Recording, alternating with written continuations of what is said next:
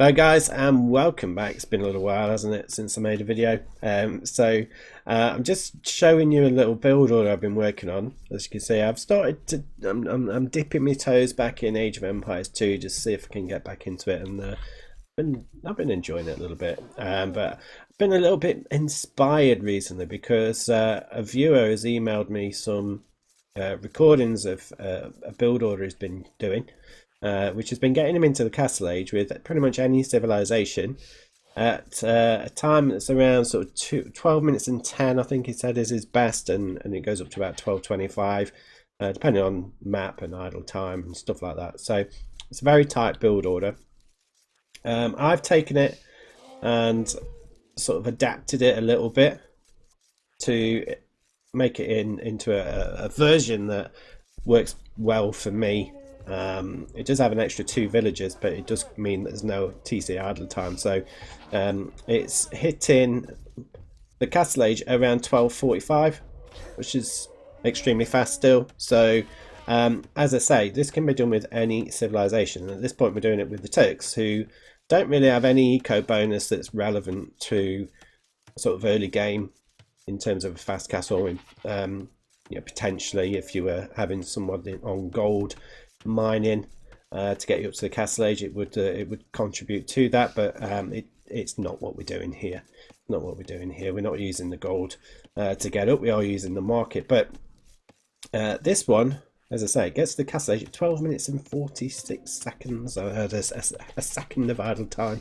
I'm not actually going through the guide, like the build for this, using it as a guide. I'm going to do that as a separate video, but I just wanted to showcase what I've been up to over the last few days, so that you can basically just see what I'm up to and get excited for this build. Now, I have tested it quite a few times in multiplayer. A little bit hit and miss at the moment. Sometimes it works, sometimes it doesn't. I have gone up in elo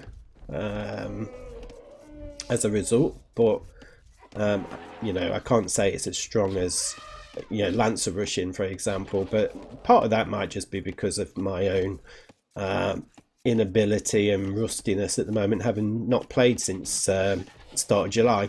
I think I just checked on the AoE2 Insights. My last multiplayer game before my break was the 3rd of July, so the eve of Independence Day. So been a little while.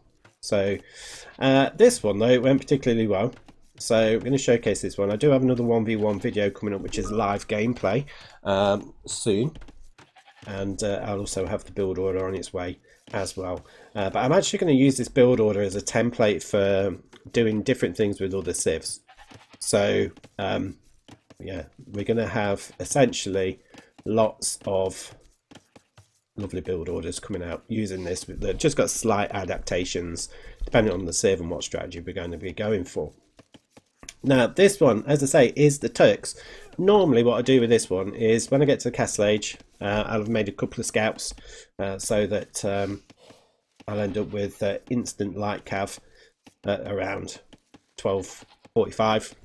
So it just gives me a little bit of a power spike with the light cav, but I think I do things a little bit differently on this one, and I actually sell some resources and I open up with a couple of knights. But the plan is to drop a forward siege workshop. I'll just speed this up a bit because it's taken a while.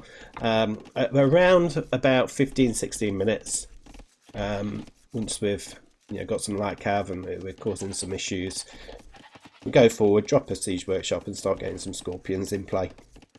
I tend to find it works better with the scorpions to start off with.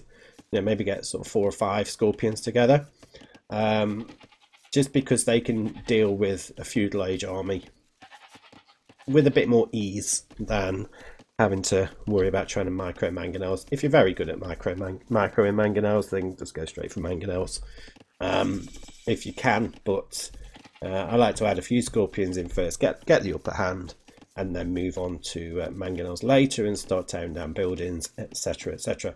Normally, once I've gone for the light cav as well, I normally transition into knights as well, but I do go for knights straight away on this one. So I'm going to speed it up. I'm playing against the Incas. As you can see, I've just dropped down the market and blacksmith, and we've clicked up. So We're well on the way to getting to the castle age. My opponent is opening up with a one range archers. It's just coming forward with those now. Certainly, this time in the game, it's still early enough that your opponent's not really going to have a huge mass of troops, so it's quite good, really, in that respect. You might just have to withstand a little bit of feudal pressure. Wall up if you need to, if you know you've got scouts coming your way. I did do that in a different game. Yeah, I mean, it's one of those, really, like as with all of these types of build orders, you've got to be able to cause the damage early in the game. If you don't cause enough damage and they get to the castle age, it's GG, really, because it's quite an all-in strategy. We do have idle time from the TC. It's my typical play style, isn't it? Just add a few villages here or there when we can, but focus on aggression. So I've got some knights coming out now. Knights will certainly be enough to deal with this army. He sent some villagers forward. I'm assuming he was potentially going to tower rush me, or at least stick a tower down, maybe make a forward barracks or something. But yeah, as soon as I hit castle age, quickly turned around and figured I need to get back home. I need to get walled up.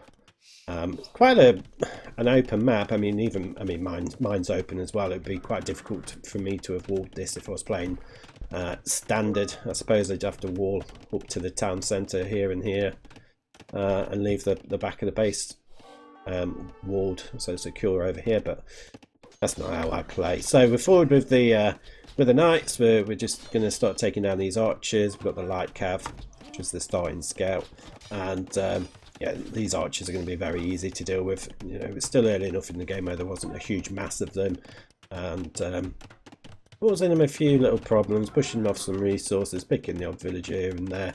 It does obviously have a huge villager lead because I'm making villagers now, but it's not a priority. Making villagers is not the priority. I'm getting troops into play. Another villager is going to be picked off there. We'll pick off another villager over at the back here shortly. I'm sure. I can't get my words out today. Trying to get in there, I kind of realised there's actually nowhere else I can get. Couldn't really get to the gold because I was concerned about coming in and getting attacked by the TC and all these other people. So trying to get in there. I know I couldn't get in on the wood line at this point, so kind of ignoring that at the moment. And I know I've basically not got enough troops to go super aggressive at the moment because I need to make sure I don't die to the spearmen with only having so many. But as you can see, I've come forward, I've dropped the siege workshop. It's halfway built. It's probably a little bit late dropping that. I normally like to come forward at about 15 minutes, so it looks as though I probably came forward at about 16, or arrived here at 16 minutes to put that down. But we are going to start making scorpions straight away, and we are not adding any more cavalry. We probably will do soon, but we've not really got enough food for that. We've only got 4 on food at the moment.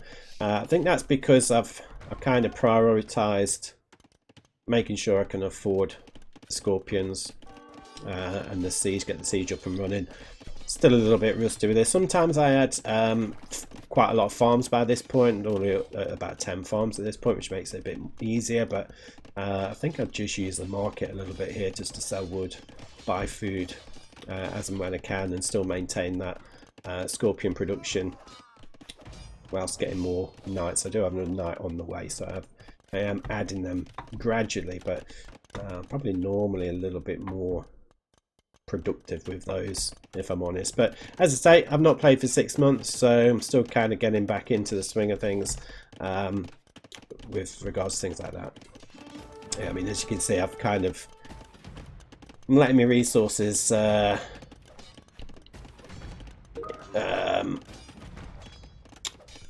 get a bit too high, so I need to start using that market and rebalance those, really get some extra food and keep maintaining production. But it's fine, we're still maintaining the scorpion production, which is what we want.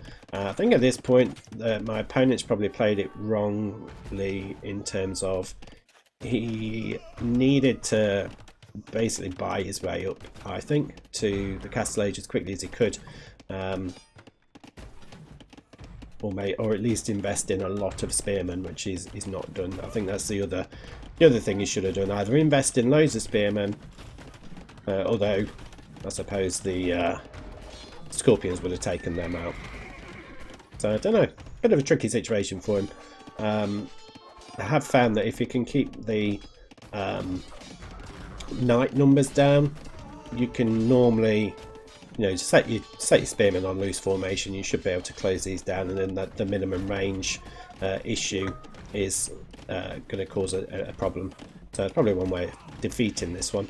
The video I do have coming up, which is a live 1v1, that is a defeat, so you will be able to see how you can survive against this strategy.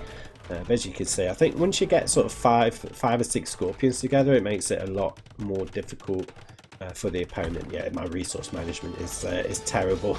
I just had to sell a load of wood to get a load more knights. Should have been doing that a lot more consistently, and I would have had a better army at this point. But it's fine. It's fine. I'll probably sell some wood and get some mangonels out as well. But as I say, I'm quite rusty. I've not played for 6 months. You've got to give me a bit of well,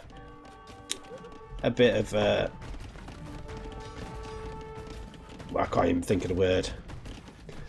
Let me off. Just gotta let me off a little bit. I wish I'd have known about all these up here.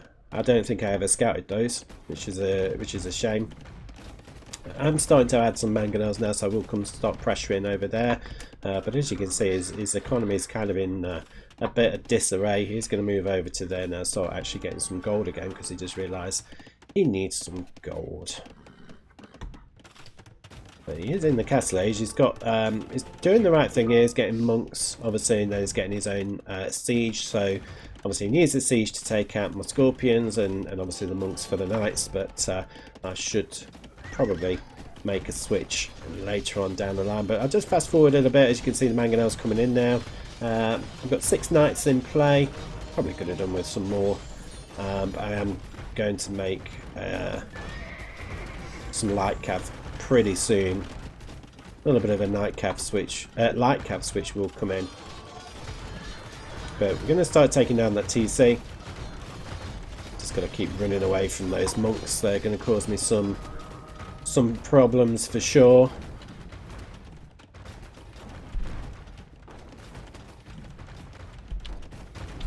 He's still got Eagle Scouts. He's not been able to upgrade those, because he is having to invest in monks and mangonels.